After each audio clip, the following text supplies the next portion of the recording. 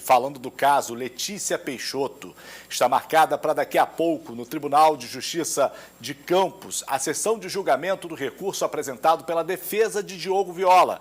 Ele é acusado de ser o mandante do assassinato de Letícia em fevereiro de 2023. Segundo o inquérito da Polícia Civil, o Diogo temia que o relacionamento extraconjugal com a vítima, que estava grávida de 8 meses, fosse descoberto com o nascimento desse bebê. Na época, nem Letícia, nem a outra mulher do Diego sabiam da existência uma da outra. Quem vai atualizar esse caso pra gente é a Monique Teixeira. Monique, uma história complexa, mas um caso muito triste, né? Bom dia pra você. Oi, Isabela, bom dia para você, para o Salutiel, para todo mundo que está acompanhando o RJ1 com a gente. Em março agora, né, do ano que vem, de 2025, já faz 2 anos que esse caso aconteceu e ainda continua chocando muito todo mundo aqui da cidade. Realmente uma história terrível.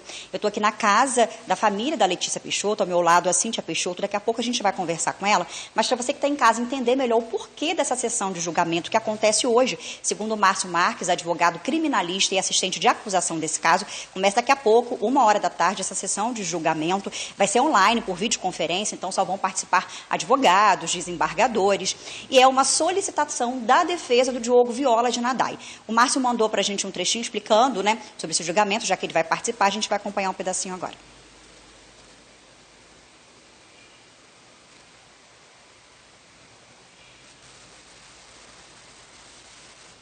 Uma das razões do recurso é o questionamento acerca da arrecadação de provas exclusivamente pelo Ministério Público. É importante ressaltar de que o Supremo Tribunal Federal, no tema 184, já pacificou o entendimento de que o Ministério Público tem sim o poder de investigação. Em sede de segunda instância, o Procurador de Justiça também já se manifestou nos autos e disse que o processo já está maduro para julgamento e que não há que se falar em nulidade. Então, nós, da assistência de acusação, estamos confiantes de que esse recurso não será dado provimento e que em breve estará de volta para a comarca de Campos e para a marcação do plenário do Tribunal do Júri. A gente lembra que o Diogo Viola de Nadai é acusado pela justiça, né, de ser o mandante do crime, né? Ele mandou matar a Letícia Peixoto, grávida de 8 meses do pequeno Hugo, o filho dele. Ele segue preso em Itaperuna. Esse caso aí já passou aí por 2 audiências de instrução de julgamento, né? Aconteceu um dia, teve a continuação no outro dia, e o Diogo, ele segue preso, aguardando o julgamento. Mas segundo o Márcio, conversando com ele mais cedo, ele disse que ainda está na primeira fase todo esse processo. Então ainda tem muitas etapas até que esse julgamento aconteça. A gente vai conversar um pouquinho agora com a Cíntia, né, que é a mãe da Letícia. Muitas vezes, né, Cíntia, a gente já conversou desde o início, quando tudo aconteceu. E eu queria saber de você, a gente sabe que a cada movimentação que acontece no processo, a família acaba revivendo tudo aquilo, né? Boa tarde, Monique, boa tarde aí. Infelizmente, essa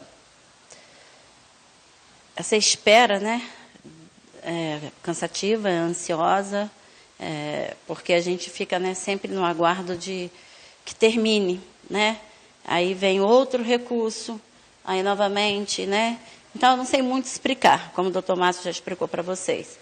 Mas o que eu posso falar é a ansiedade, né? E a espera que a gente fique, que isso termine e que a gente possa já ter a data do julgamento marcada e que a justiça comece a ser feita, né? A partir daquela data ali, que a gente espere que todos eles sejam condenados, não só como o que está sendo hoje avaliado, né? O recurso dele, mas os outros também envolvidos. E essa é a esperança que a gente tem, que a justiça seja feita. E que a partir de hoje, né, que a gente deixe de engatinhar nesse processo para a gente começar a andar. Que fé em Deus que tudo vai dar certo. Já deu. E, Cíntia, qual que é a condenação, né, que vocês, famílias, esperam, né? Quando você fala em justiça se feita, a gente sabe que nada vai trazer a Letícia de volta, nem o Hugo. Mas, assim, para vocês realmente poderem descansar o coração, qual seria, assim, a condenação que vocês aguardam? E não só do Diogo, também como dos outros envolvidos. Então, como eu acabei de falar, né, o primeiro passo é deixar de engatinhar para andar no processo. E nessa marcação a gente espera a condenação máxima, né? Total, porque não pela minha filha, mas por, né, em nome de todas as mulheres e crianças, né? Porque o Hugo nasceu, né? O Hugo respirou, né? Ele não matou só a Letícia, ele mandou matar o próprio filho também, né? Porque, consequência do que aconteceu com a Letícia, o Hugo também veio a falecer. E essa é a esperança que a gente tem, que eles peguem a pena máxima, né? Isso a gente luta por isso, né? Aí a gente vai dizer a justiça foi feita. Obrigada, viu, Cíntia?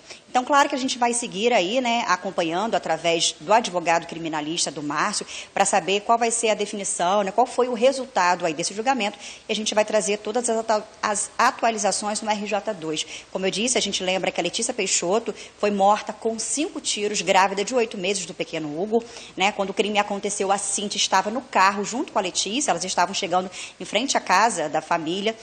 E é uma história, como eu disse, que até hoje mexe bastante comigo. Então, daqui a pouco, mais tarde, no RJ2, a gente traz as atualizações e também o resultado dessa sessão de julgamento. Eu volto com vocês, Isabela e Salutiel.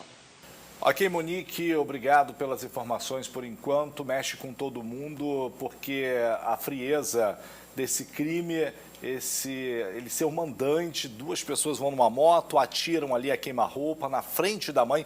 Guerreira, essa mãe, a Cíntia, que está ali lutando por justiça, tem que reviver essa história sempre, até que a condenação aconteça como ela espera, como todos nós, como sociedade de bem, esperamos que haja condenação para os culpados desse assassinato cruel, dessa barbaridade, porque tem um agravante, foi um feminicídio contra uma mulher grávida, né? E o Diogo, ele é acusado de ser o mandante desse crime, ou seja, ele matou a companheira e o filho, que depois ficou até internado no hospital e não resistiu, morreu também o bebê. Pensa na frieza, foi tudo calculado, tudo premeditado, tem vários agravantes esse crime, Isabela. Pois é, um caso muito triste. Falando sobre a lei do feminicídio, recentemente ela teve uma atualização. Então, a pena foi endurecida para esse caso, por exemplo, de uma mulher grávida. É claro que isso tudo ainda vai ser avaliado pela justiça, mas chama muita atenção a frieza. E se for o motivo mesmo, como que a gente já tem de evidência, que é a questão de tinha 2 namoradas, mulheres, e uma não sabia da outra. Gente, até que ponto isso? A ponto de não descobrir uma infidelidade? Acha correto, acha ok fazer algo assim? Inadmissível, assim, é chocante a gente acreditar que a gente está aqui hoje falando uma notícia como essa, que alguém pensou algo desse tipo. Olha só, gente, a gente vai seguir acompanhando os desdobramentos. Nesse caso não vai ser encerrado hoje, infelizmente, ainda teremos muitas páginas a serem viradas, e que Deus dê força e que a família ajude a dar forças a Cíntia, a mãe, a avó e a todos os outros familiares que consigam aí cobrar por justiça até o último momento, que é o mínimo. A vida dos 2 não vai voltar, mas a justiça é o mínimo que essa família espera e merece nesse momento.